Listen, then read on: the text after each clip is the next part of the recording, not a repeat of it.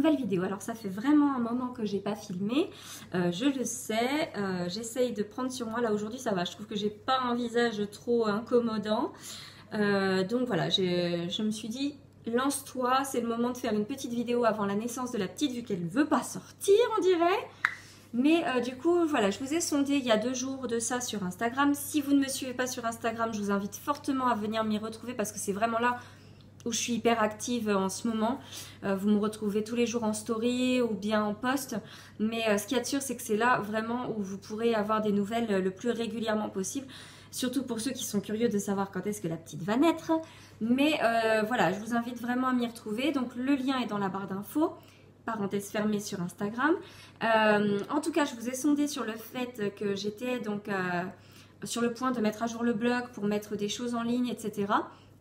Et parmi les sujets que je vous ai proposés de faire un bilan de la première période qui s'étalait de la rentrée jusqu'aux vacances de Toussaint, en gros, incluses, donc de ce que j'avais fait sur la base du co-schooling. Alors, je reprends la définition du co-schooling pour celles et ceux qui se posent la question de ce que c'est. Le co-schooling, en fait, c'est, à mon sens, ce que tous les parents devraient faire. Aujourd'hui, on met un mot dessus, mais clairement, ça s'appelle tout simplement faire son rôle de parent. Le co-schooling, c'est le fait de s'occuper en dehors des temps de scolarité, d'amener toujours des apprentissages à son enfant. Alors, sous forme de jeu, sous forme plus formelle si l'enfant est demandeur. Voilà, ça peut évoluer aussi avec les années, avec la demande de l'enfant. Voilà, c'est le fait aussi de réfléchir au programme télévisuel qu'on peut leur présenter. Parce que si on utilise les écrans, nous, ça nous arrive par exemple, on ne lui fait pas regarder n'importe quoi. Je vais vous en parler dans ce qu'on a fait sur la période. Mais voilà, c'est le fait en tout cas d'amener l'enfant à continuer d'apprendre en dehors de son cadre scolaire sur, en gros, toute la période de la journée, dès que c'est possible d'apprendre quelque chose. Et en l'occurrence, c'est pour ça que je dis que c'est le rôle des parents, tout simplement parce que si un parent accompagne son enfant au quotidien comme il le faudrait, normalement, même par le jeu, vous lui apprenez quelque chose. En fait, c'est le concept. Un enfant qui apprend, c'est un enfant qui joue. Un enfant qui joue, c'est un enfant qui va avoir des questions et ainsi de suite. Et normalement, si le parent est présent, eh bien, on pratique tous le co-schooling à notre échelle. Tout est après question de dosage et d'envie aussi de la part des parents. Après, voilà, je ne critique pas les parents qui ne s'investissent peut-être pas autant que nous ce qu'on fait, mais ce qu'il y a de sûr, c'est qu'à mon sens, c'est le rôle du parent. Bref, parenthèse fermée de nouveau.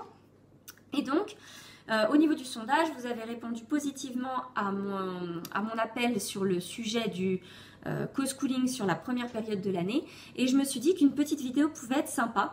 Et en complément, en barre d'infos, je vais vous glisser également l'article qui sera donc sur le blog qui reprendra tous mes bons plans pour pouvoir avoir du matériel qui ne vous coûte pas très cher et qui fait que du coup vous pouvez gâter vos enfants sans les pourrir déjà et sans vous ruiner. Donc voilà, moi personnellement, vous allez voir tout ce que j'ai là, que je vais vous présenter. Alors il n'y a même pas, je dirais 30% de ce que j'ai utilisé, mais je vais vous en présenter quelques-uns de supports, mais ça m'a coûté quasiment rien. Et tout ça, donc vous le retrouvez dans ce fameux article que je vous mets en barre d'infos. N'oubliez pas d'aller cliquer si ça vous intéresse. Maintenant, je vais passer à la période, entre guillemets, rentrée, période vacances scolaires de tout ça. Alors, il faut savoir que, pareil, je vous remets la vidéo. À la fin de cette vidéo, vous aurez le lien vers ma dernière vidéo sur « Je suis addict au carnet » et je vous parle de ce fameux carnet violet. Ce carnet violet qui est précisément le carnet que j'ai dédié au co-schooling de Noan. Donc là-dessus, en fait, si vous voulez, je réunis, comme je l'expliquais sur cette fameuse vidéo, par semaine une page. Je mets dessus en gros des catégories, donc français, maths, sciences, jeux, géographie, histoire, autres. Et j'ai rajouté art, je crois, par la suite. Et je pointe en fait un petit peu tous les jours, je rajoute qu'est-ce qu'on a pu faire dans la journée qui fait que du coup on a appris des choses en plus de ce qu'il a pu voir à l'école. Donc voilà, je vais m'appuyer un petit peu sur ce carnet pour vous faire un petit bilan. Et sur la première période, ce que je tiens à préciser, c'est que j'ai essayé de varier les supports. Il faut savoir une chose, c'est que Noan n'est pas un enfant qui aime apprendre de manière carrée. C'est-à-dire que moi, à la maison, Si je m'aventure à lui proposer un truc et que ça devient trop carré, il va se sauver. Clairement. Donc c'est très frustrant parce que je vois des mamans qui arrivent parfaitement à canaliser leurs enfants du même âge et à les faire avancer. Le mien, c'est pas comme ça qu'il fonctionne. Le mien, il est énormément dans l'observation. Il faut qu'il ait un coup de cœur pour une activité. Si c'est lui qui décide de la faire, il va la faire. Il est énormément dans le jeu en ce moment en plus. Même à l'école, j'ai fait encore un petit bilan ce matin avec sa maîtresse. C'est un enfant qui suit les consignes. Le problème, c'est que comme il va vite à effectuer, il a tendance à très vite se focaliser finalement sur le fait de jouer. C'est là où il s'amuse le plus. Donc à la maison, c'est un petit peu le même souci entre guillemets. En tout cas, c'est la même donnée à prendre en considération pour essayer d'amener de la nouveauté qui va l'intéresser. Donc j'ai énormément bossé sur le sujet. Si vous suivez le blog, vous avez dû voir que les mercredis, j'essaye de faire des mercredis à thème avec plusieurs activités. On ne les fait pas forcément toutes. En tout cas, toutes celles qui l'intéressent, on les fait. Ça, c'est sûr et certain. J'essaie de préparer autant que faire se peut de choses variées pour qu'ils puissent ne pas s'ennuyer. Parce que c'est vrai que nous, les mercredis matins sont hyper intensifs. Parce qu'il est demandeur de bouger, de faire des trucs, quoi. Donc, il faut que je sois là et que je puisse lui offrir de quoi s'occuper. Mais sinon, après, il y a tout le reste du temps. C'est-à-dire les matins avant de partir à l'école, les midis pendant la pause déjeuner, puisque pour l'instant, comme je suis à la maison, eh bien, le midi, il rentre à la maison. Et puis, j'ai également les soirs, à partir du goûter, quand je le récupère à l'école. Donc, il faut que je l'occupe aussi sur ces timings-là, plus éventuellement les week-ends, etc. Même si en ce moment, il y a beaucoup d'aide de notre entourage pour nous soulager, parce que moi, physiquement, ça commence à devenir très dur. Donc, clairement, voilà, on essaye de faire en sorte d'avoir de la variété tout le temps. Ce qui a beaucoup fonctionné avec Noan pendant cette première période, j'ai essayé de faire une petite sélection. Alors, comme d'habitude, les livres. Alors ça, les livres, je vais vous en présenter plusieurs, là, qu'on a utilisés pendant cette fameuse période. Mais les livres, c'est quelque chose chez nous qui fonctionne du feu de Dieu.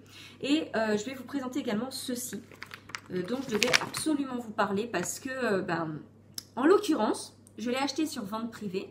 Donc c'était une vente privée où il y avait plusieurs supports pédagogiques, etc. Et donc je lui avais pris ceci. Donc c'est sous forme de cornet de glace puisque c'était la collection pour l'été. Et donc je lui avais pris la transition petite à moyenne section en me disant que ça correspondait au programme des 3-4 ans. Donc en l'occurrence, Noan est rentré à l'école l'année dernière en toute petite section à l'époque où il avait 2 ans et demi. Donc il a déjà fait une année d'école et là il est en petite section à l'heure actuelle et il avance plus vite que certains de la petite section vu qu'il a déjà fait une année. En tout cas, ce qu'il y a de sûr, c'est que un matin, il ne voulait rien faire avec moi. J'ai sorti ce truc-là, la forme l'a intrigué, du coup on l'a fait en entier. C'est-à-dire qu'en 1 heure de temps, il a buté sur 2 questions. Donc en gros, ce truc qui reprend 120 questions illustrées sur les chiffres et les lettres, les couleurs, les formes, l'espace et le temps, et donc qui récapitule des questions qui se posent, entre guillemets, avec les activités de petite section, il me l'a torché. Donc il est très bien. J'aime beaucoup le format qui est très ludique, très coloré, voilà, qui fait que l'enfant s'interroge. L'avantage, c'est que nous, on a joué à 2. Donc, c'est-à-dire que moi, je lui posais les questions et après, en fait, je lui présentais les réponses. Mais l'enfant qui aimerait se faire en autocorrection peut également jouer puisqu'il a juste à regarder les questions et après, hop, sur la page qui suit, il a les réponses. Sachant qu'il y en a 120 des questions, donc vous avez 60 pages comme ça et c'est recto verso. Donc, comme je vous disais, ça, il me l'a torché en 1 heure de temps. On a réussi à s'occuper en faisant toutes les questions. Il a buté seulement sur 2. Donc, comment vous dire? Voilà, ça a été vite et bien. Mais bon, ça me rassure sur le fait que on ne fait pas rien non plus à la maison. Ce qui fait que du coup, entre l'année scolaire et puis nous, ce qu'on fait à la maison, ça me prouve bien qu'on est quand même bien avancé. Après, comme je vous disais, on a utilisé énormément de livres parce que sur les mercredis à thème que je fais, où on va aussi à la bibliothèque, on en a beaucoup à la maison et j'en achète énormément d'occasion. Donc, rappelez-vous ce que je vous ai dit en début de cette vidéo. Il y a l'article qui va être donc en lien avec cette vidéo où je vous mettrai tous mes bons plans, où est-ce que je me procure tout ça. Je ne vais pas en parler là. Donc, nous avons énormément apprécié la collection de Mes Petits Docs. Donc, qui est très facilement reconnaissable avec ce bandeau sur le côté, qui est aux éditions Milan. Et donc, parmi les 2 favoris de Noan que nous avons lus sans vous mentir, je crois que les pompiers, on a dû le lire au moins 15 fois. Et celui sur la mer, on doit l'avoir lu pareil, pas loin de 10 fois. Voilà. Donc il en est déjà 2 fois qu'il l'emprunte celui-là à la bibliothèque. Celui-là, il faut qu'on le ramène au prochain coup, c'est pareil. Mais on les a lus énormément. On apprend beaucoup de choses parce que le format est très très sympa. Donc je vais vous montrer un exemple de page. Donc là par exemple c'est la page qui reprend le planisphère au niveau de la mer. Donc ce qui est très bien parce que du coup on peut faire participer l'enfant, il y a les noms des océans, il y a pas mal de choses. On peut lui dire montre-moi où est-ce qu'il y a de la terre, montre-moi où est-ce qu'il y a de l'eau. Voilà, c'est très très ludique, il y a du texte quand même à lire parce que Noan adore qu'on lui fasse la lecture et voilà, il s'amuse vraiment de passer ce temps-là avec nous. Et en fait ce que j'aime c'est que vraiment les images sont très très belles, très colorées. C'est quelque chose qui va vraiment être adapté à son âge, avec des informations qui sont quand même très... Vous voyez, c'est des tout petits textes, mais en fait, ça apporte énormément de réponses. Donc, ce qui fait que nous, par exemple, vous voyez, cette page avec les ours polaires a amené le fait qu'on a regardé une émission de C'est pas sorcier sur le sujet de la banquise. Enfin, vous voyez, il y a plein de questions après qui peuvent dévier de ça, mais je le trouve très très bien fait. Et on aime beaucoup cette collection. Donc nous, on les emprunte à la bibliothèque, ceux-là. Voilà. Donc, mes petits docs. Après, un livre qu'on a énormément utilisé quand je faisais surtout mes ateliers à thème pour explorer en fait, vous voyez par exemple quand c'était sur le thème les dinosaures, comme le mot dinosaure était écrit partout sur les activités, sur les choses, et bien du coup ça nous permettait d'aller utiliser ce livre qui sont les lettres à toucher. Donc c'est un support rugueux, donc pour analyser les lettres en cursive. Donc je trouve ça très bien parce que moi du coup sur le tableau magnétique que nous utilisons beaucoup, qui est juste là-bas dans le coin pour le moment, j'ai les lettres en fait magnétiques qui sont en lettres bâton. Voilà, donc du coup ça me permet d'avoir les deux à disposition puisque tous les mercredis matins ce que je faisais c'est que j'écrivais le mot de l'atelier, le mot clé sur son tableau avec donc ces lettres magnétiques. Lui ensuite on regardait les lettres en cursive là-dessus et on les traçait au doigt. Voilà, c'est vraiment un support que j'ai beaucoup aimé. Donc ce livre qui est à 12,75 €, lui je l'ai acheté plein pot, je l'ai acheté neuf et franchement je n'ai aucun regret et je le recommande à tout le monde. Dans les autres livres que nous avons beaucoup utilisés, aux éditions Belin, mon fils a une passion pour tout ce qui touche à l'espace. On a beaucoup parlé de l'espace pendant cette première période de l'année. Donc je lui avais trouvé les stations, c'est comment la station spatiale, et je lui avais trouvé c'est comment un observatoire. Donc les deux ont eu énormément de succès. Ce que j'appréciais dans cette collection, qui est quand même pas toute jeune, hein, c'est que les pages sont cartonnées et un petit peu en espèce de mousse là comme ça, ce qui fait que ça ne s'abîme pas, contrairement aux livres 100% cartonnés qui s'abîment, qui ont tendance à s'effriter. Là pas du tout, donc c'est vraiment sympa. Et à l'intérieur il y a des rabats, des choses pour découvrir des informations en plus des petits textes qui sont mentionnés là. Et donc c'est à la fois scientifique et et une histoire en même temps. Voilà, il dévie l'histoire pour en faire quelque chose d'un petit peu centré sur un point. Donc là le but c'est surtout de présenter comment fonctionne un observatoire par exemple dans celui-ci, et celui-ci comment fonctionne la station spatiale. Et vraiment je pense que cette collection, si vous en trouvez tant mieux, parce que c'est vraiment quelque chose de très sympa. Et je vous dis c'est aux éditions Belin et ça coûte 6,90 € plein pot. Voilà, sachant que moi je les ai payés 50 centimes et je vous dirai où et comment.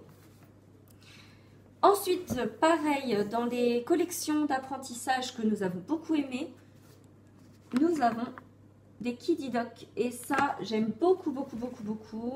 Il faut que je les répare parce que ce sont des occasions. Donc forcément, ça a vécu. Pareil, je vous dirai où est-ce que je les ai trouvés et le prix.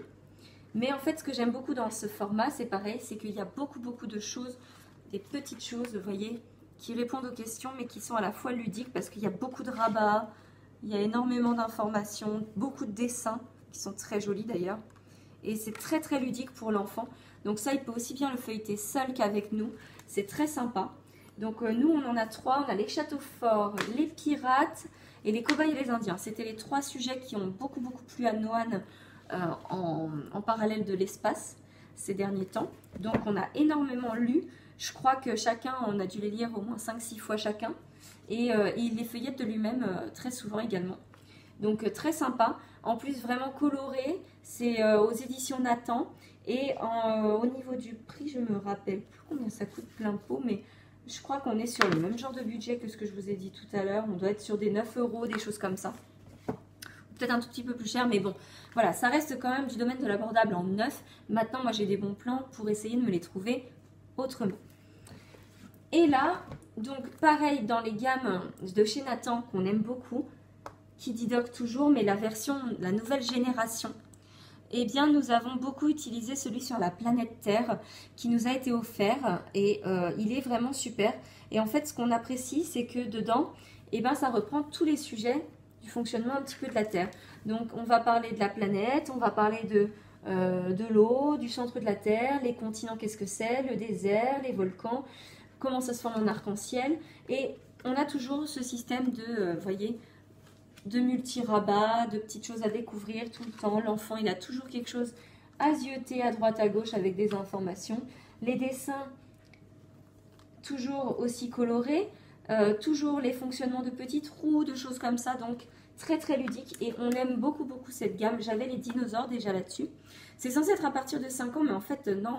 Finalement, si vous avez un enfant curieux dès 2 ans et demi, 3 ans, après, il faut les manipuler avec eux, de préférence, effectivement, pour éviter que ça s'abîme trop vite. Mais clairement, les dessins sont hyper accessibles. Si vous lui faites la lecture, que vous passez du temps avec lui, c'est très très agréable. Et les pop-up, quoi. Enfin, franchement, c'est un truc, les enfants adorent ça.